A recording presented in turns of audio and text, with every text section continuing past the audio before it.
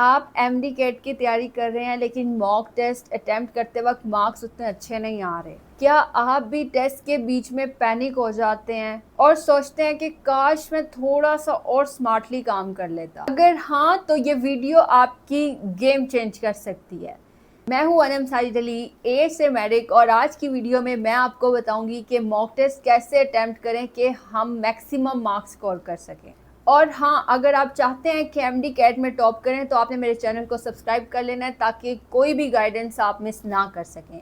तो चलें फिर स्टार्ट करते हैं। सबसे पहले हमें मॉक टेस्ट का पर्पस समझना चाहिए। आपको ये चीज़ पता होना चाहिए कि मॉक टेस्ट हम सिर्फ और सिर्फ अपने एमसीक्यूज चेक करने के लिए नहीं करते।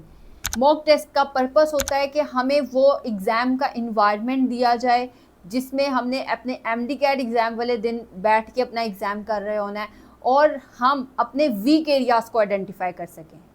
ये लास्ट बात ज़रूर देखें कि आपके मॉक टेस्ट में जितने भी मार्क्स आते हैं, आपने टेस्ट दिया तो आपको पता लगेगा कि अच्छा मैं यहाँ पे लैग कर रही थी।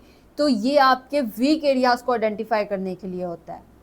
और अगर आप अपने हर टेस्ट के बाद अपनी मिस्टेक्स को एनालाइज नहीं कर रहे हो, उनकी लॉजिक नहीं समझ रहे हो, तो आपके मॉक टेस्ट का मकसद पूरा नहीं होता और आप अपना आधा काम वेस्ट ही कर देते हैं। हर टेस्ट अटेम्प्ट करने की एक स्ट्रेटजी होती है। सबसे पहले आपने अपना टाइम मैनेज करना होता है।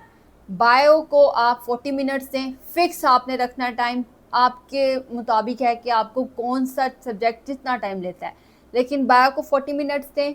केमिस्ट्री को आपने 35 मिनट्स देने हैं, फिजिक्स को भी 35 मिनट्स देने हैं और 10 मिनट्स इंग्लिश को देने हैं और लॉजिकल रीजनिंग को देने हैं। तो इस तरह करके आपने अपना टाइम डिवाइड करना है। आपके पास जो एमसीक्यूज आते हैं उसमें सबसे पहले इजी एमसीक्यूज को सॉल्व करें जो आपको आते हैं।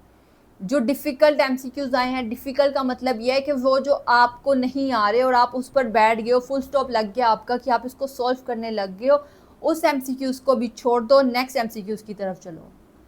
उसकी रीज़न ये है कि अगर आप उसके ऊपर बैठे रहोगे ना तो आपके सारे एमसीक्यूज रह जाएंगे और आपको फिर पैनिक होना शुरू हो जाएगा कि मेरे से तो एक ही एमसीक्यूज नहीं हो रहा, अभी बहुत ज़्यादा पड़े हुए हैं। तो जो डिफ़िकल्ट एमसीक्यूज आया है, जो आपको नहीं आ रहा, उसको एंड के लिए रख लो कि एंड के लिए उसको सोचूंगी, टाइम मिलेगा और फिर कर लूँगी। और आप लोगों के लिए एक प्लस पॉइंट यह है कि आपके एमडी कैट में कोई नेगेटिव मार्किंग नहीं होती, तो आप गेस वर्क करके अपने एमसीक्यूज अटैम्प्ट कर सकते हैं। आपने आंखें बंद करके तुक्का नहीं लगाना एमसीक्यूज का। आपने क्या करना है, आपने अपने जो एंड के ऊपर आपको वो टेस्ट एमसीक्यूज का टाइम मिलेगा तो आपने अपने एलिमिनेशन रूल्स जो हैं उसको आपने फॉलो करना है। आपने एलिमिनेट कर देना है वो ऑप्शन जो कि हो ही नहीं सकती। एक तो है ना, दो आपको लग रही हैं कि हो सकती हैं, जो नहीं लग रही उनको एलिमिनेट करते जाना और फिर एक ऑप्शन पर लगा देना है। तो इस तरह आप अपने एमसीक्यूज को उनको भी अटेम्प्ट करें जो कि आपको नहीं आ रहे, क्योंकि आपके पास नेगेटिव मार्किंग नहीं है। हो सकता है कि वो आपका ठीक हो जाए, बेशक आपको वो आ ना रहा हो। तो आपने कभी भी परेशान नहीं होना कि ये एमसीक्यूज बहुत टफ आ गया है, मैं तो नहीं कर पाऊंगी। अल्लाह ताला पर भरोसा रखो, एंड के लिए छोड़ो, बाद में लेमिनेट करके उसकी ऑप्शन मार्क कर लेना।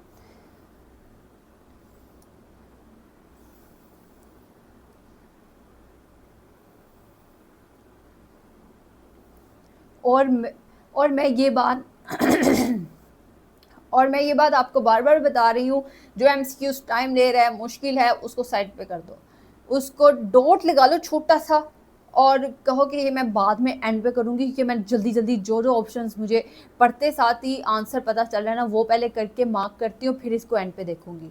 इसके बाद जब आपने अपना मॉक टेस्ट दे दिया तो इसका एनालिसिस करें। हर गलती के साथ लिखें कि ये किस वजह से गलत हुआ है। मेरा कॉन्सेप्ट ख़राब था, मेरे से ऐसे ही केयरलेसनेस की वजह से हो गया, या मैं अपना टाइम मैनेजमेंट नहीं कर सकी सही से। अपनी गलती को आइडेंटिफाई करें और उनको मिस्टेक नोटबुक में नोट डाउन करें ताकि वो आपके एमडी कैट के दौरान गलत ना हो। आप अपनी इस मिस्टेक नोटबुक को, जो कि हर बच्चे की अपनी होगी, आपकी ये मिस्टेक नोटबुक आपके एमडी कैट क्रैक करने का एक छोटा सा टूल बन सकता है, क्योंकि आपकी सारी वीकनेसेस इस नोटबुक में हैं। अगर आपको पता चल गया कि ये मेरी वीकनेसेस हैं तो आप उसको अपनी स्ट्रेंथ बना के एमडी कैट क्रैक कर सकते हो। अब हम बात करते हैं कि हमें मॉक टेस्ट अटेम्प्ट कितने करने चाहिए। क्योंकि आपके एमडी कैट में 2 महीने तकरीबन रह गए हैं, तो आप हर हफ्ते अभी शुरू में आपने अगर अभी सिलेबस ख़त्म किया है तो आप 1 हफ्ते में 1 मॉक टेस्ट अटैम्प्ट कर लो, लेकिन आहिस्ता-आहिस्ता 1 हफ्ते में 2 मॉक टेस्ट करो, फिर 3 करो, और लास्ट मंथ जब हो तो आप कोशिश करो कि 3 से 4 आप मॉक टेस्ट अटैम्प्ट ज़रूर करो, और मैंने जो तरीका बताया है उस तरीके को फॉलो करके करो, क्योंकि अगर आप एक भी स्टेप मिस करते हो तो आप उस चीज़ का जो आपको फ़ायदा मिलना था मॉक टेस्ट का, वो आपको नहीं मिलेगा। आप देख रहे होते हैं कि अकेडमीज़ में बच्चे हर रोज़ मॉक टेस्ट अटैम्प्ट कर रहे होते हैं, उनको इस चीज़ का कोई फ़ायदा नहीं है। क्यों? क्योंकि वो इस पूरे प्रोसीजर से नहीं गुजर रहे, और एमडी कैट में वो वैसे ही पैनिक कर रहे होंगे जैसे कि एक वो बच्चा कर रहा होता है जिसने कुछ भी तैयारी नहीं की होती। तो अपनी तैयारी को इस तरीके से करो, और एमडी कैट में आप देखिएगा कि आप बिल्कुल भी पैनिक नहीं होंगे। एमडी कैट एक स्ट्रेटजी की गेम है, और मॉक टेस्ट उसका सबसे बड़ा प्रैक्टिस ग्राउंड है। अगर आपने इन टिप्स को फॉलो किया तो आपके मार्क्स भी इम्प्रूव होंगे, आप अपने एमडी कैट में टॉप भी कर सकते हैं, और आपका एडमिशन इसी साल मेडिकल कॉलेज में भी होगा। क्योंकि एमडी कैट के लिए हार्ड वर्क की नहीं, स्मार्ट वर्क की ज़रूरत होती है। और हाँ, अगर आप एमडी कैट की तैयारी को लेकर सच्ची में सीरियस हो तो एएसए मेडिक को सब्सक्राइब कर लेना, बेल आइकन को प्रेस कर देना, ताकि हर अपडेट, हर गाइडेंस आप तक सबसे पहले पहुंचे और आप अपना एमडी कैट अच्छे से क्रैक कर सकें। तो फिर मिलते हैं आपसे अपनी अगली वीडियो के साथ। तब तक के लिए इस स्ट्रेटजी को फॉलो ज़रूर करना। अल्लाह हाफिज़।